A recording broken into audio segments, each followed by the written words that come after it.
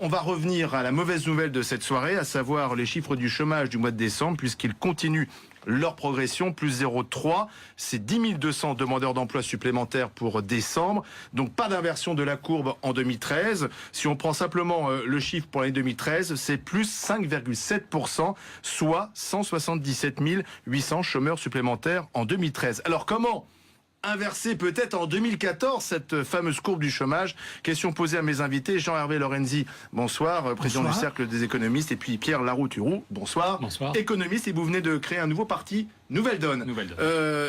Pierre Larouturou, une première réaction sur ces chiffres. Pari perdu pour François Hollande? Oui, mais c'est pas le problème de François Hollande, c'est notre problème à tous. Donc Pari perdu pour la France? Oui, la courbe du chômage était la même sous Sarkozy et sous Hollande, et là, c'est la même augmentation. Et quand on nous dit qu'on a presque stabilisé les choses, non, autant dire la vérité. Vous l'avez dit, il y a 10 000 chômeurs de plus dans la catégorie A, 20 000 chômeurs de plus en un mois pour les 3 premières catégories, et il y a 50 000 personnes, j'ai regardé les chiffres avant de venir, 50 000 personnes qui ne sont plus comptées comme chômeurs parce qu'elles sont tombées en fin de droit un cran plus bas. Donc en un mois, il y a 70 000 personnes qui ont morflé, qui sont tombées au chômage ou un cran plus bas. Donc on ne peut pas dire du tout, quand il y en a 70 000, plus de 2 000 par jour, 2 000 familles qui sont impactées chaque jour, on ne peut pas dire qu'il y a une stabilisation. Et c'est pas le problème de François Hollande. Il n'y a même pas une stabilisation pour vous? Non, mais c'est pas le problème de Jean-Marc Ayrault. Parce que c'est l'élément de langage qu'on entend depuis 3 jours dans la bouche de ceux qui nous gouvernent. Voilà, non, il n'y a pas de stabilisation. On ferait mieux de dire la vérité. Par exemple, aux États-Unis, je ne sais pas si la régie peut envoyer le graphique. Ah oui, alors vous êtes venu avec des graphiques. Sur BFM, 50 000. Non, mais il y en a un qui est très important. Alors, voilà, on va le montrer. BFM, on parle souvent de choses concrètes. Oui, bien sûr. Alors ça, 2 graphiques. Ça, c'est la croissance en France depuis 50 ans. Voilà. Ça fait 50 ans qu'on nous dit, vous inquiétez pas, le chômage va bientôt reculer parce que la croissance revient. Et la croissance ne cesse de baisser depuis 50 ans. Et c'est un cercle vicieux. Quand tous les mois, vous avez 70 000 personnes qui morflent, elles ne peuvent pas consommer plus. Et alors pourquoi le taux d'activité aux États-Unis? Et ça, c'est le plus intéressant. Parce que quand Jean-Marc Ayrault nous dit qu'il faut faire une politique de l'offre, il faut baisser le coût du travail, le pays qui sert de modèle, c'est les États-Unis. Et depuis 3 mois, c'est Ben Bernanke, c'est le patron de la Banque centrale, qui dit ça ne marche pas. Les vrais indicateurs, le chômage donne une fausse image aux États-Unis. C'est très intéressant. C'est le patron de la Banque centrale qui dit tous les mois, il y a 400 000... Pardon, je finis, c'est fondamental. Excusez-moi. Tous les mois, il y a 400 000 Américains qui tombent dans les chômeurs découragés. Et donc Bernanke dit, même en ayant créé 900 milliards depuis 1 an pour financer les bons du Trésor, le taux d'activité s'effondre. Il n'y a plus que 63% des Américains, 63% qui sont actifs. Donc c'est pas le problème de Jean-Marc Ayrault ou de Vincent Pion. En fait. Oui, tout à fait. C'est pour ça qu'on dit qu'il faut une nouvelle donne. On fait 20 propositions parce qu'au Japon, c'est pareil. Attendez. J'ai pas le temps, mais c'est dans tous les pays occidentaux. Ne donnez pas tous les arguments d'un coup. Voilà. Pierre, la parole à Jean-Hervé. Jean-Hervé Lorenzi, merci, c'est gentil. C'est vous qui serez la parole. Jean-Hervé. Comme vous pouvez l'imaginer, je ne partage absolument pas le sentiment de Pierre Larouturou, qui par ailleurs est très intéressant, mais je ne partage pas sa position. Les chiffres sont pas bons. Vous êtes d'accord avec ça? Il y a un mois, on était déjà sûr de ce qui se passait, c'est-à-dire que les résultats sont mauvais, mais ils sont meilleurs en fin d'année qu'en début d'année. Quand même, on peut pas non plus dire que 20 000 chômeurs de plus, c'est la même chose que 10 000 chômeurs de plus. Il y a quand même une petite amélioration qui est évidente. Je sais que ça fait beaucoup de mal à mon ami Larouturou, mais la croissance, ça a quand même un impact. On est vraiment sur un taux de croissance qui est assez significativement supérieur en fin d'année qu'en début d'année, et c'est vrai que ça a un impact sur l'emploi. Oui, mais ça suffit pas à inverser la tendance. Alors, sur le fond, l'idée qu'on peut avoir, c'est que il faut regarder quelle va être la croissance qui va avoir lieu. On va pas inverser la courbe du chômage en 2014. Ah bon? Non, bien sûr que non. Pour une raison qui est... C'est vrai que vous êtes un peu d'accord quand même. Vous n'êtes pas beaucoup plus optimiste que Pierre Larouturou. Non. Je suis pas du tout... C'est juste une question de regarder les choses dans le temps. On va avoir une croissance qui sera autour de 1% en 2014. Autour de 1%. Moi, je pense qu'elle sera peut-être légèrement supérieure à 1%. À 1%, la croissance n'est pas suffisante pour arriver à assimiler sur le marché du travail les 150 000 personnes qui arrivent en plus, puisqu'on a un taux environ ce nombre de 150 000 personnes qui, en net, entre les gens qui partent à la retraite et jeunes qui arrivent sur le marché du travail, qui vient se rajouter.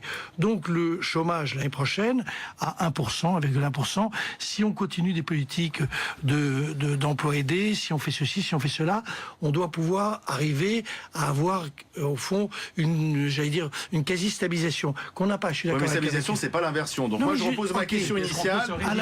Est-ce qu'on peut se résigner à 5 millions de chômeurs et 9 millions de pauvres? Comment on inverse?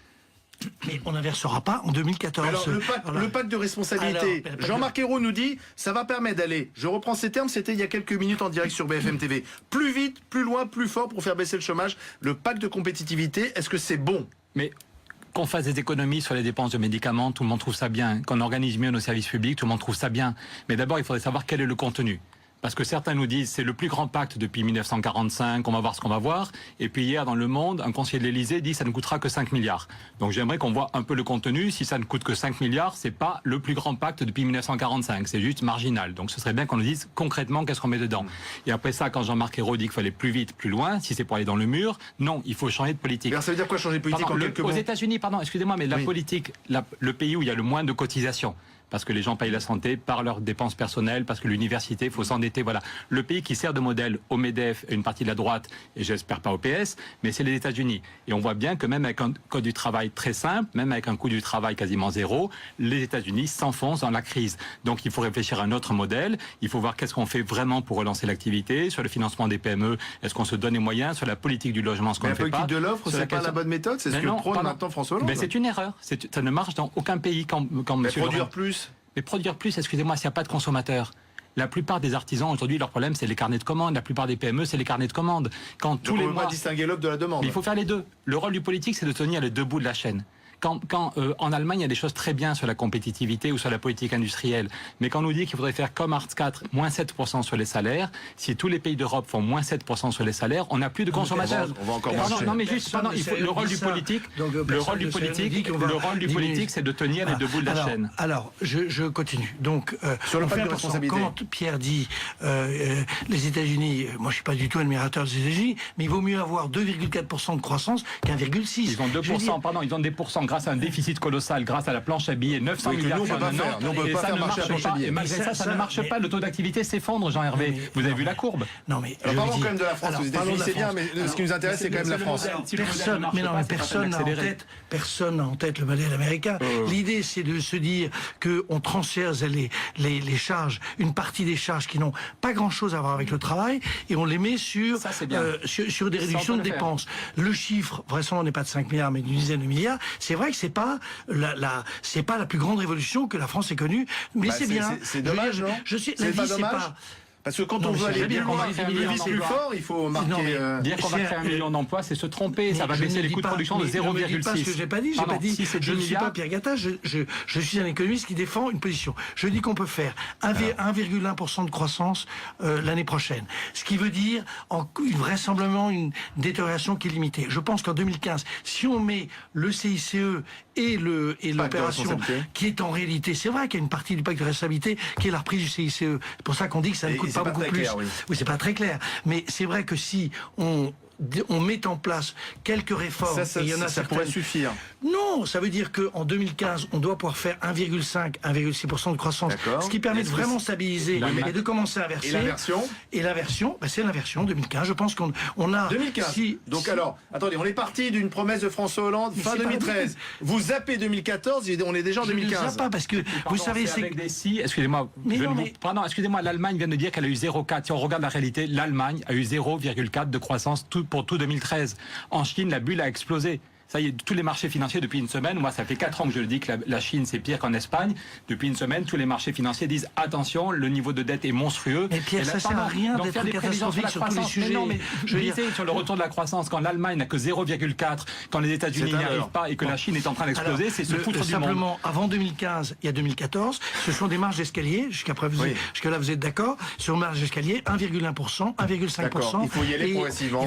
C'est pas qu'il faut y aller. Vous rasez un peu gratis, Pierre. Excusez-moi, mais non, pas du tout. Je dis que ça fait 40 ans qu'on nous dit que la croissance revient et qu'on voit que ça ne marche pas ni aux États-Unis, ni au Japon, ni en Allemagne. Donc prenez juste un quart d'heure pour aller sur le site. Il y a eu des périodes quand même en France où la croissance était meilleure, où le chômage baissait. Le pétrole était... Mais oui, quand le pétrole était gratuit.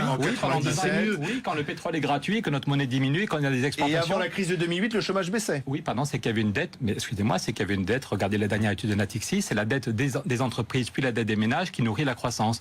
Mais désolé, le Japon n'a que 0,7 de croissance depuis 20 ans. Qu'est-ce que vous prenez, la décroissance? Non, pas du tout. Justement, on dit que plus on attend la croissance, plus on va retomber dans la récession. quand tous les mois vous avez 70 000 familles qui n'ont plus de quoi consommer, c'est un cercle vicieux. Il n'y a plus de consommateurs. Une Voilà. mesure concrète qu'il faudrait prendre. Il y a 36 milliards dans le fonds de réserve des retraites. Est-ce qu'on les met sur la politique du logement, comme ça a été fait aux Pays-Bas? Est-ce qu'on sépare les banques de dépôt et les banques d'affaires et qu'on dit que les PME ont accès au crédit et qu'il y a 40% des commandes publiques qui vont vers les PME? Donc politique de travaux, d'investissement. Est-ce qu'on dit qu'on a mis 1000 milliards pour sauver les banques au niveau européen? Est-ce qu'on met 1000 milliards sur les économies d'énergie? Je suis sûr que Merkel peut être d'accord. On a rédigé, allez sur le site de Nouvelle Donne, on a rédigé un pacte européen et on peut mettre 1000 milliards. Ça donnera du business. Là, c'est des propositions concrètes. Non, si Nouvelle Donne, et il n'y a pas de si d'ailleurs, parce que moi dans mon système il n'y a pas de si, Nouvelle Donne dit cela et je partage cette idée. Il faut évidemment avoir. C'est plus ambitieux peut-être que ce que nous propose le gouvernement, non, peut-être aujourd'hui. C'est évidemment plus ambitieux. Et donc je trouve qu'il y a des. Non, mais les idées sont très bonnes. C'est l'idée que derrière ce manière. Bienvenue. Welcome. Non. Donnez-lui une carte tout de suite. Je suis vieille Donne et pas Nouvelle Donne. Alors C'est pas drôle. Attendez, c'est pas drôle. On est en train de s'enfoncer dans la crise. Alors, vous laissez terminer. Alors, Oui, le sujet, c'est que derrière, de manière sous-jacente, et c'est la position que je respecte infiniment, que je ne partage pas, c'est l'idée que la croissance ne reviendra plus jamais. Pardon, c'est pas ça. Si on crée 2 millions d'emplois, il y a 2 millions de familles qui vont retrouver de quoi vivre. C'est ce qu'on appelle... Pardon, si au contraire, la meilleure façon de relancer l'activité, c'est donner du boulot à 2 millions de gens. Par contre, plus on est pseudo-optimiste, plus on s'enfonce dans la crise. Et notre pseudo-optimisme nous amène à une crise sociale, politique et économique dramatique. Tandis que si on se retrousse les manches, on peut créer 2 millions d'emplois en mettant en place toutes nos propositions. merci, messieurs. Le chômage qui